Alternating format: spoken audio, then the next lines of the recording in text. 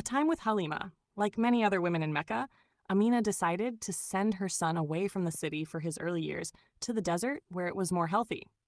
Women from the desert used to come to Mecca to collect the new babies, and they would then keep them until they developed into strong children, for which they were well paid by the parents. Among the women who traveled to Mecca to fetch a new baby at the time Amina's son was born, was a Bedouin woman called Halima.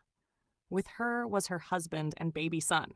They had always been very poor, but this year things were harder than ever because there had been famine. The donkey that carried Halima on the journey was so weak from hunger that he often stumbled. Halima's own baby son cried all the time because his mother could not feed him properly. Even their she-camel did not give them one drop of milk. Halima did not know what to do.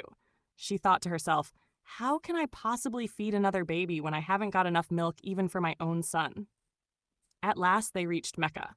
All the other women of the tribe to which Halima belonged, the Bani Sa'd, found a child to take back with them, but not Halima.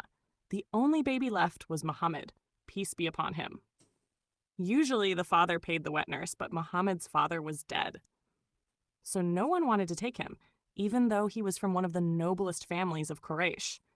Halima did not want to take him either, but she did not want to be the only woman to go back to her tribe without a baby to bring up.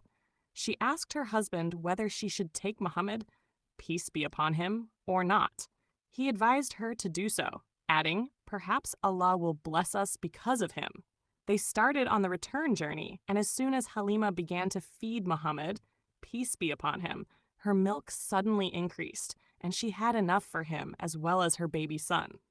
When they were back home, everything began to change. The land became green, and the date trees, one of their main sources of food, gave lots of fruit. Even the sheep and their old she-camel began to give plenty of milk. Halima and her husband knew that this good fortune had come because they had the new baby, Muhammad, peace be upon him, whom they had come to love as if he were their own son. When Muhammad, peace be upon him, was 2 years old, Halima took him back to his mother. She pleaded with Amina, however, to let her keep him for a little longer, and to her great joy, the mother agreed.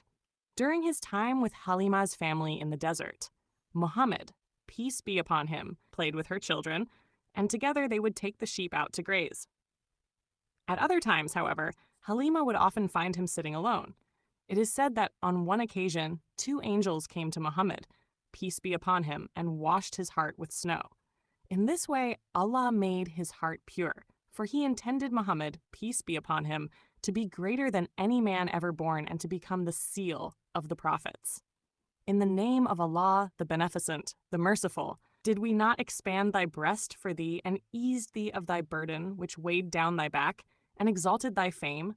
So truly with hardship comes ease. Truly with hardship comes ease.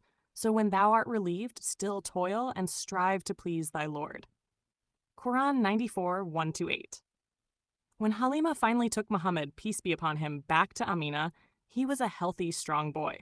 Later, he would look back with joy on the time he had spent with Halima, and he always thought of himself as one of the Bani Sa'd.